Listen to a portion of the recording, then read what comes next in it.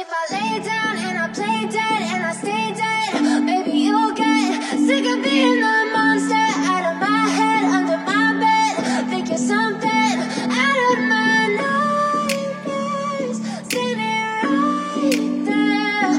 But if I lay down and I play dead and I stay dead, then will you get bored of killing me? Silhouettes of you are like a taunt.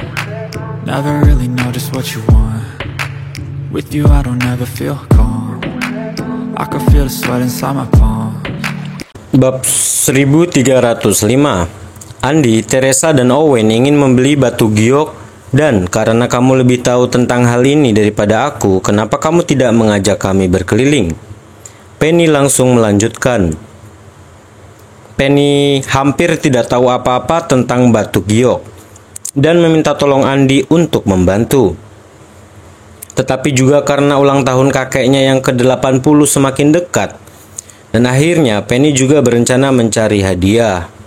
Tentu Andi pun mengangguk sebelum membawa Owen dan yang lainnya ke Sky Market. Sky Market dipenuhi dengan toko-toko yang menjual batu permata dan artefak kuno, sehingga dipenuhi orang. Gem Seeker merupakan pengecer batu giok terbesar dan paling terkenal. Desain interior tokonya pun mewah, dan ada 3 area khusus untuk batu giok yang belum dipoles, dan produk yang akan dilelang. Itu jauh lebih megah daripada toko batu giok manapun yang dilihat Owen sebelumnya di Jenggala.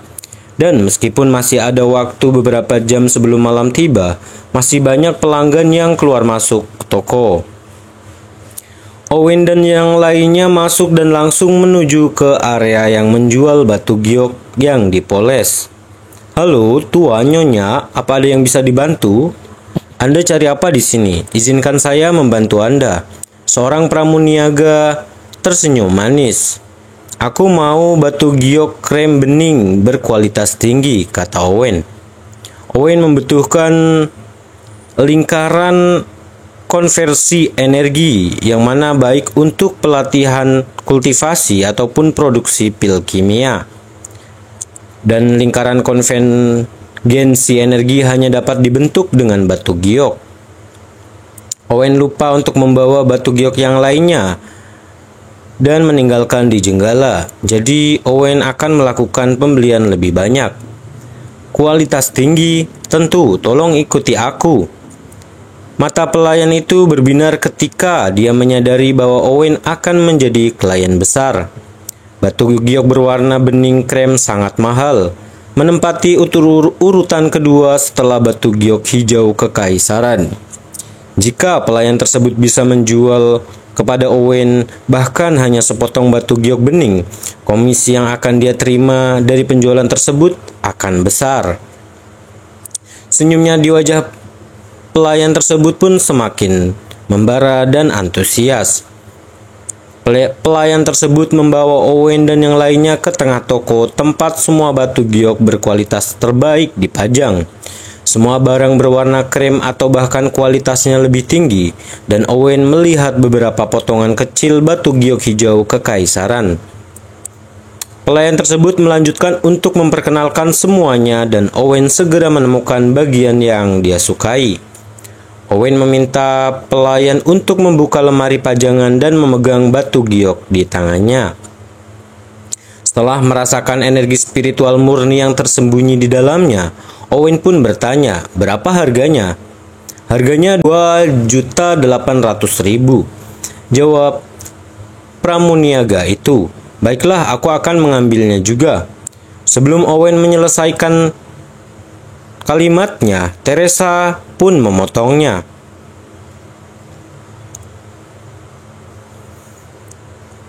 Bab 1306. Benda kecil ini harganya 3 juta, mahal sekali. Owen, kenapa kamu membeli ini? Teresa berseru dan bertanya. Owen telah mendirikan keluarga Wolfe, dan Owen memiliki perusahaan yang mengambil alih properti yang tak terhitung jumlahnya, yang dulunya dimiliki keluarga Utaram dan keluarga Lawrence.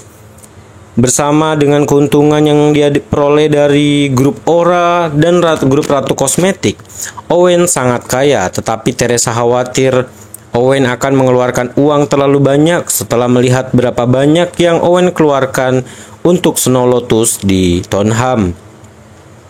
Sebagai pacarnya, Teresa merasa perlu untuk menghentikannya. "Tidak apa-apa, aku membutuhkannya untuk sesuatu," kata Owen dengan santai. Selain inti dari lingkaran konvergensi energi, Owen bisa menggunakan batu giok biasa. Namun, Owen punya lebih dari cukup uang dan berpikir bahwa menggunakan batu giok dengan kualitas lebih baik adalah hal yang paling ideal. "Oh, baiklah kalau begitu." Melihat betapa tekadnya Owen, Teresa tidak mengatakan apapun lagi. "Karena $3 juta bukanlah jumlah yang besar, Owen, aku harus membayarnya," kata Penny sebelum menyerahkan sebuah kartu kepada pelayan itu. "Tidak apa-apa Penny, aku bisa membayarnya sendiri." Owen kaget karena Penny menawarkan untuk membayar. "Tidak apa-apa, kamu menyelamatkan nyawa ayahku, anggap saja ini semacam pembayaran." Penny tersenyum lembut. "Jadi begitu." Owen akhirnya mengerti mengapa Penny menawarkan untuk membayar. Tapi Owen tidak punya kebiasaan menagih pasiennya. Terlebih lagi, Damian merupakan paman Teresa.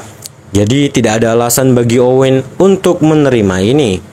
Namun sebelum Owen sempat menolaknya, Andy pun ikut campur. "Penny, izinkan aku membayarnya," kata Andy sebelum menyerahkan kartunya kepada pelayan tersebut dan memberi isyarat agar dia mengembalikan kartu Penny. Sebagai tunangan Penny, Andy merasa tidak bisa membiarkan calon istrinya membayar untuk orang lain. Dan untuk menunjukkan betapa sopannya Andy di depan Teresa, Andy memutuskan untuk maju. "Apa kamu yakin?" Owen melirik Andy dengan aneh. "Tentu saja 3 juta tidak ada artinya bagiku," kata Andy dengan bangga. Andy tidak mengetahui siapa Owen dan Teresa. Namun, Teresa menyebutkan bahwa 3 juta itu terlalu banyak, sehingga ia berasumsi bahwa keduanya tidak berasal dari keluarga kaya. Oleh karena itu, Andy menganggapnya sebagai kesempatan untuk menunjukkan betapa kayanya dia dan membuat Owen menyadari perbedaan di antara mereka. "Baiklah kalau begitu, Nona, saya perlu 18 potong lagi," kata Owen ragu-ragu. Merasa bahwa Andy bermaksud untuk pamer, Owen berencana untuk mengerjainya. Bab 1307. "Apa 18? Rahang Andy pun terjatuh. Bahkan Teresa dan Penny terkejut karena tidak ada dari mereka yang mengira Owen akan membeli batu giok dalam jumlah besar. Ya, Owen pun mengangguk. Owen membutuhkan 18 keping batu giok dan satu lagi untuk intinya. Tapi karena Owen membawa inti lingkaran konvergensi energi bersamanya sepanjang waktu, jadi Owen tidak perlu membeli sepotong tambahan untuk itu. Tapi Andy pun memucat dan kehilangan kata-katanya. Meski keluarga Fernell memiliki total aset miliaran, sebagian besar berada di bawah nama keluarga dalam bentuk properti dan dana. Karena Andy hanyalah anak kedua dan bukan ahli waris, Andy mungkin bisa menghabiskan 3 juta dengan santai, tapi sulit membayar lebih dari 50 juta untuk batu giok. Penny yang bekerja di perusahaan keluarganya dan tidak memiliki perusahaan sendiri seperti Yura dan Teresa memiliki batas kartu sebesar 14 juta dan tidak mungkin melakukan pembelian sebesar itu sekaligus. "Mengapa kamu masih berdiri di sini, Nona? Tolong bawakan 18 keping batu giok lagi," kata Owen. "Oh, tentu saja." Pelayan tersebut sangat gembira karena dia hanya berharap Owen membeli sepotong batu giok saja. Dan yang mengejutkannya, Owen bermaksud membeli total 18 buah dan pelayan tersebut akan mendapat keuntungan dari komisinya. Tak lama setelah itu, pelayan berkembali dan 18 batu giok bening berwarna krem dan itu hampir semua stok yang ada di toko. Pembelian massal Owen bahkan membuat manajernya hati-hati dan membawa dua pelayan lainnya untuk mengemas batu giok Owen dengan hati-hati. "Yah, kupikir kamu yang membayar." Owen menoleh untuk menatap Andy dengan mengejek. "Aku?" Andy memerah ketika dia berusaha menemukan kata-katanya. "Lupakan saja." Owen berhenti menggodanya. "Bayar saja." Teresa menggulingkannya menatap Owen. Teresa sudah tahu bahwa Owen adalah pria yang menghabiskan banyak uang dan seperti yang dia duga, Owen menghabiskan lebih dari 50 juta untuk beberapa potong batu giok. Untungnya, Owen mampu menghasilkan lebih banyak uang daripada yang bisa dibelanjakannya. Jadi, kalau tidak, Teresa akan kelaparan ketika akhirnya menikah dengan Owen. "Ini kartu saya," kata Owen. Dia tidak pernah bermaksud membiarkan Penny ataupun Andy membayarnya sejak awal.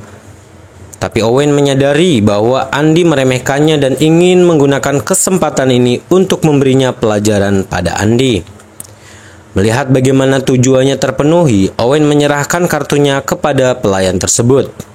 Andy merasa pipinya terasa panas karena penghinaan.